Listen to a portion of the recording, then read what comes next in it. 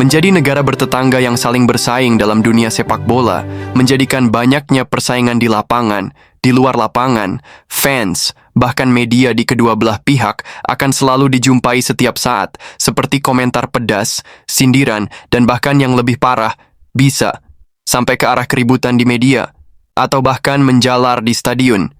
Jika dilihat dari aspek positif, tentu ini menjadi support tersendiri untuk semakin berlomba meraih predikat terbaik keduanya.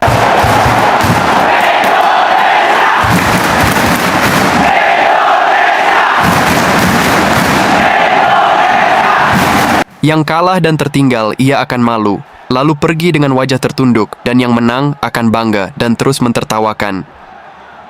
Hal lazim ini juga berlaku dan sering terjadi antara Indonesia dan Malaysia.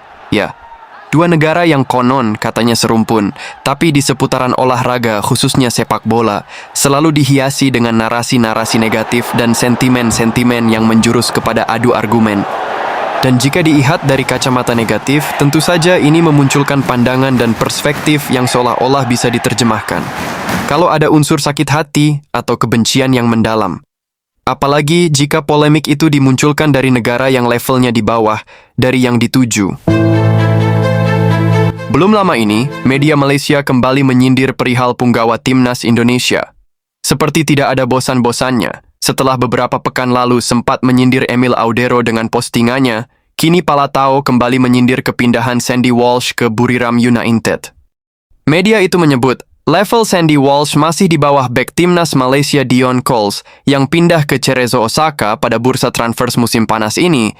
Sandy Walsh tidak memiliki kualitas seperti Dion Coles, tulis Palatau Bola di akun Instagram mereka. Bak timnasnya sudah superpower, mereka merendahkan punggawa timnas Garuda yang jelas levelnya jauh di atas mereka. Buriram United merindukan kualitas Dion Coles yang pindah ke Cerezo Osaka. Robert Bauer sejatinya sudah didatangkan, namun Sandy Walsh yang gagal bersama Yokohama F. Marinos akan mencoba menggantikan posisi peninggalan Dion Coles di Liga Thailand, lanjut Palatau Bola.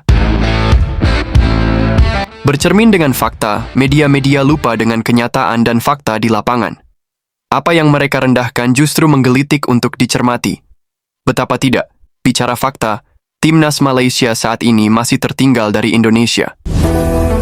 Mereka sibuk merendahkan pemain Indonesia yang berkarir di level bawah, tapi lupa kalau banyak pemain Indonesia yang berkarir di level atas.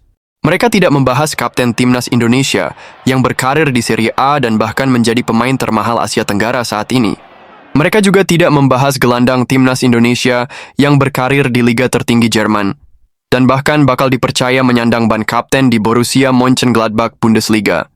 Dan mereka lupa, benteng terakhir barisan belakang timnas Indonesia yang sempat mereka rendahkan dulu, kini juga berkiprah di Serie A, liga tertinggi di Italia.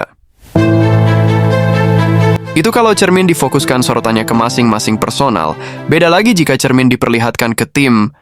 Perbedaan yang signifikan tentu saja tergambar nyata. Indonesia saat ini sedang bersiap menghadapi putaran round 4 kualifikasi Piala Dunia yang bahkan menjadi satu-satunya wakil Asia Tenggara yang sampai di level ini. Sementara Malaysia cuma sampai di putaran kedua dan kandas di sana. Bicara Piala Asia saat ini pun, timnas Malaysia masih harus berjibaku di kualifikasi, sementara timnas Indonesia sudah duduk manis minum kopi sambil menunggu di putaran final. Bahkan di level junior pun, timnas Malaysia jauh tertinggal dalam segi prestasi dibanding Indonesia saat ini. Timnas Indonesia junior sudah siap bertempur di Piala Dunia tahun ini, sementara Malaysia justru terkesan muram tanpa prestasi sama sekali. Bahkan ketertinggalan Malaysia junior dibanding Indonesia junior disampaikan langsung oleh pengamat penting negeri itu, Datuk Jamal Nasir Ismail.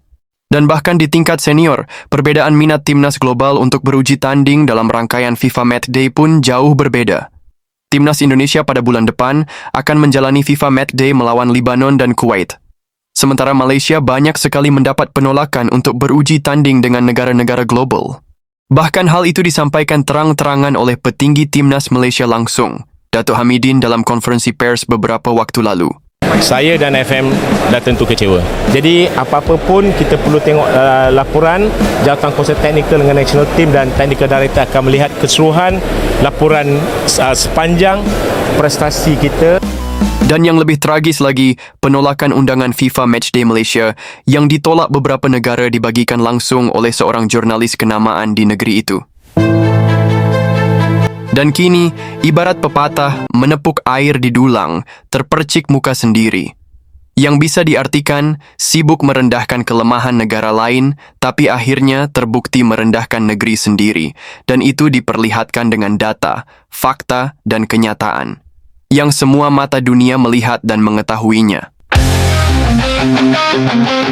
Tetap dukung channel Putra Pusira Jawa, channel yang mengupas seputar Timnas Indonesia secara menyeluruh, tanpa hoax dan narasi menyesatkan, dengan cara like, komen, dan subscribe.